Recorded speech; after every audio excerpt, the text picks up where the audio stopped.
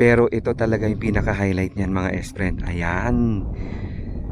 Yung Mount Kilang na tinatawag nila.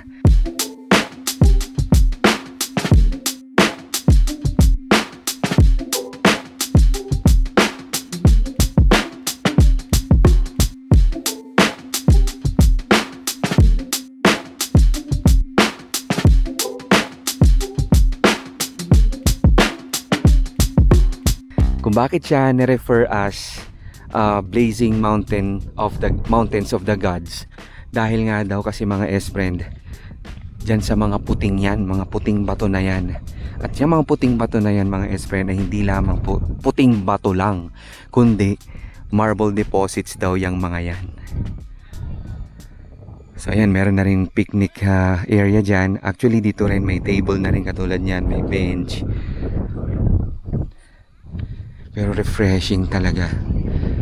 Alam mo, nakaka-refresh, nakakawala ng stress. Ayan, pumunta-punta ka dito, ang layo-layo mula sa bahay mo, mula sa opisina mo, para magtanggal ng stress, para alam mo, wag-wag ng stress. Pero pagbalik mo na naman sa kapatagan, mai-stress ka na naman. Pero ayan, di ba? Ang ganda, no? Kasi may mga hiker dito kanina eh.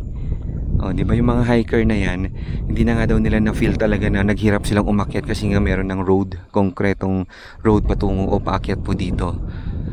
Parang nasa 1.6 K MASL yung taas nitong sinasabi nilang itong Mount Kilang. So yan, so sa mga gusto pong pumunta dito, actually meron pong dun sa Solsona, Ilocos Norte, merong registration. May fee po yun, 250 pesos. Meron ding environmental fee pagdating mo dito sa may Kalanasan. Dito po yan sa unang bayan ng Apayao Province. 30 pesos, tama. Nung pumunta kami dito, 30 pesos per head. Yun yung rate.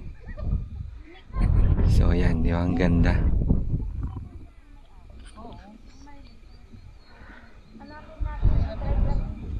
Wow! Abangan nyo na lang yung full episode nito mga S-Friends. Syempre yung virtual tour natin dito ha.